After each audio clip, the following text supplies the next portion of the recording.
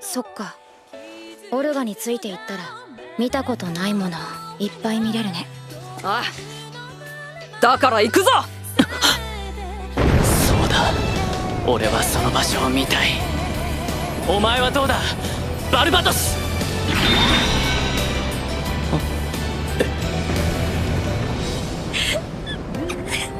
三日月、ここで終わりにしないで。 Hey, what's up guys? Welcome to the 19th episode review for Gundam Iron-Blooded Orphans, and I'm gonna be completely honest with you guys, this review is gonna be a tad bit short because not a lot of things really happened because half of this episode was kind of pointless. You know, part of this may be because I decided to stay up a little bit longer just so I can watch Iron-Blooded Orphans when it was released at 6 in the morning.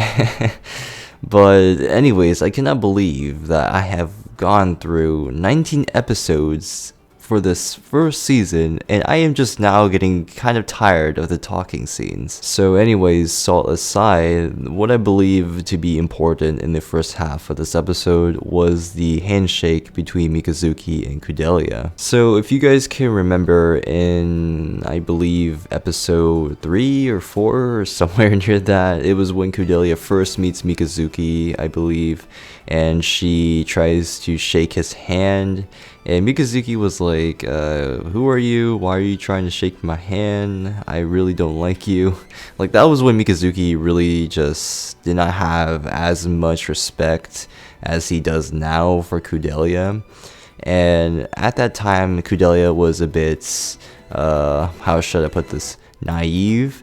And at the current state in the anime, she is a lot more mature and respectable, and she has her priorities in order. You can tell she's ready to actually move forward correctly because she accepts that she now has blood on her hands and she takes responsibility for her actions. And she has no hesitation whatsoever in her words, and she is, boldly holding up her hand. And Mikazuki notices this, so he gladly accepts her handshake. And pretty much because of this, they are now on equal grounds between each other as respectable friends. So another thing from the first half of the episode that I found pretty interesting was how they introduced the character Chracter, which is, I believe, Galio's sister. And man, holy shit, it seems like Galio's little sister and older sister, I believe, just has the absolute hots for the masked man. Because apparently the Char in this series just pulls all the thoughts. Like, holy shit. He is apparently like the biggest pimp of all time, and maybe could possibly beat Mikazuki. Because I don't know, man, Mikazuki seems like his game is sort of weaker than the Masked Man himself. And the Masked Man just might have Mikazuki beat, guys. Oh, and I'm kind of new to this whole anime terminology shit, but I believe the proper term for this character is Tsundere. I think it's when it's like a female character is like really bitchy and stuff, but deep inside she is a really calm and passionate and chill girl and all that good stuff. But that's the kind of vibes I'm getting from Chracter here. Like, she seems like some Tsundere shit right there, dude. Alright, so let's actually talk about the second half of the episode itself, which was by far my favorite, especially towards the end with the little special song when they finally arrive on Earth. So the fighting scene was a moment where my eyes were just intensified, and I was just snapped out of the boredom that was even happening in the first half of the episode, because this fighting scene was pretty okay. I have to give it some props. And one of the highlights for this was how Barbatos is actually introduced as the fifth form, and also how Gundam Kimaris is actually having like this booster on it just so it can become a little bit faster when it engages against the Gundam Barbatos. Another highlight was how Ein basically threw himself towards Mikazuki's incoming attack just so he can save good old Galio over there. And well, he gets a very mortal blow to the cockpit area. Like the lance like slightly misses Ain's actual body, but it still hurts him a pretty good amount.